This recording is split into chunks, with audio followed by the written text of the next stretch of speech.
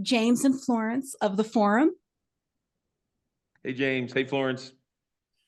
Hello. Hi, how are you? It's a real thrill. I think two of the most unheralded people in Hollywood. If fans gave the awards, you guys would have a closet full. You guys are amazing. Two of my favorites. Sean, as a fellow California boy, I have adored your movies. You're the most inspirational director, I think, in Hollywood.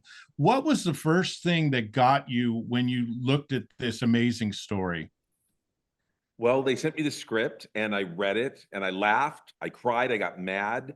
And I go, if that can happen on the page, there's no telling what the movie could be. Then I read the book and then I met the real John O'Leary. And we went to breakfast in Burbank, near where I live. And he just grabbed me with a big hug. And, you're not used to that, like somebody just grabbing you, but I realized he hugs everybody. It wasn't just me. And, so he is so inspirational. And that's the type of movies, as you mentioned, that I like to make. I like to make inspirational movies. And John is the quintessential inspirational guy. And it's just pure joy and love that is exuding out of his body at any given moment. So I was just inspired by him to make this film. What made you mad when you read that? You're mad. Well, I don't want to give too much of the story away, but something happens, and I have three little boys of my own. And if something like my boy could do, possibly, it would make me mad if that were to happen, because there's nothing you can do. It's just an accident that happened, and that's what made me mad. I've been watching countless videos over the last 5 to 10 years of you, William. You give master classes for acting. If you're an actor and you don't watch those videos, you're kind of ridiculous, because you're so talented. What is the different mindset that you have for a movie like this that is so passionate? I interviewed Rich Podolsky, who was good friends with Jack Buck, and just what an amazing man he was. What is it that motivates you to do such a film? It must be very difficult to do someone that is so important, especially in a film like this. It is. It's daunting. A lot of people love him, Hall of Famer. He's well known. So to do a look-alike, I thought, when I think of Jack Buck, I think of that hair, that shock of white hair. So I decided to do that, and I put in different colored eyes. But other than that, it's my philosophy. It's got to be me. I've got to do it. I can't get into Jack Buck's head. I'll never. That's a fool's errand. So it's what I think about things, and I just love the story. It was all on the page, and he's an enigma, Jack Buck. He was very, very private, and he did a lot of stuff like this. He would just hear a story, and he'd throw his weight quietly, anonymously, behind making things better. Yeah, very humble man.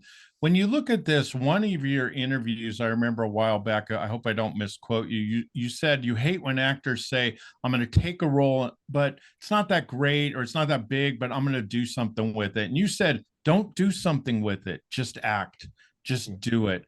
What did you mean by that? And did you do that? It seems like that's what you did in this. You just acted. Yeah, that's what I did. Yeah, just people say, well, they'll do things like, yeah, I'm gonna play the asshole. And I think, why did you do that to yourself? Why did you say that? Don't do that. Nobody thinks of him or her that way. And yeah. And the whole notion of I'll do something with it is what makes your job so difficult. It's the waiter who comes up and says, can I get you anything else? And they decide to do something with it. Now, Sean, in your case, a lot of Hollywood, obviously you have to make this exciting. You have to make this inspirational. How do you go about being true to the story, but not being so silly where you're changing the story so far into a realm of weirdness almost, just to get people to be excited about the film? How do you stay true to that story? Well, it's interesting. Staying true to the stories that I make, it's the story. I just generally, there's always generally too much story that my job is to whittle it into, a little under 2 hours to tell those events. But you'd be surprised. I mean, I think almost everything in this movie is real. Like it's not made up, it's real. And there were so many events I wanted to tell, but it would. So to me, it's picking the events that I think would interest the audience, you know, the inciting incident, the thing that happens and what they go through. To me, what was interesting about this movie was there were time jumps. There was John as a little boy, John in college, and John as an adult. So that was kind of a challenge. I hadn't done that before, and I wanted to see how it would work to be jumping back and forth in time a little bit and tell a story. So to me, it's the true story, those elements that happen. I want to put all of them in the movie. And literally, we just kind of, with actors, told John's life. You're I not wrong. love the way, oh, sorry, William, go ahead. You're not wrong that there's an old trope in Hollywood. Just because it happened to you doesn't make it interesting. So Yeah. both our jobs is to make a movie and to be as true to the source material as possible. But it's our job to make a movie which has a beginning, middle, and end, Yeah. and has a build, and you know. And But what's this is a great story. It told itself. But what's great about you is when I met you, you were like, okay, we're talking about the acting, but you were so into the story. You know, you said, my job is to get the story right. And we worked on the script together. And I love that when actors, I always think great actors, the second they start talking story, I go, I'm in great hands. Because my goal is to be able to make sure we have the right cast in there. But when they start talking story, I go, wow, they're thinking about what we're doing and making it fantastic. And we all benefit from that when they're all thinking that way. Yeah, William's amazing. I mean, he makes every role good. I mean, there's nothing he's bad in. He's just one of those guys you can plug and play and just know it's going to work. And that's what I love about his talent. So, William, when you do, are there movies that you like doing better? Obviously, this is a very inspirational. It's a draining movie, I'm sure. When you're acting, is this the type of movie that you're really fond of, or do you like? Is it a Boogie Nights? Is it whatever? Or even Seabiscuit, you were really funny, and I really loved that. Fargo, good Lord, iconic movie. Love it. Is there movies that you really prefer? Is this something that really inspires you as well? I've been blessed in my career that I've gotten to do a lot of different types of things. I think it would be a more boring career if they hired you to do the same thing over and over again. I'm a character actor, and that's what I do. So find the humor in anything I do just because that's who I am. And also, I think a little levity makes any story better. And I'm a story guy. I love it when the climax comes, you didn't see it coming, and you're surprised, and it's fulfilling. Sean, what would you tell people out there about coming to this movie? There's so many streams and movies out, and I have to be honest with you, I just think Hollywood has gotten very boring with all the remakes and all that stuff. So I'm inspired by this story. I can't wait to see the full movie.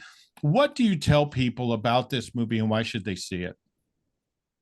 Well, as you know, I make inspirational movies, and I go, this is one of those extraordinary stories where John O'Leary, we need more of this in the world right now. We have a very troubled world, people against each other.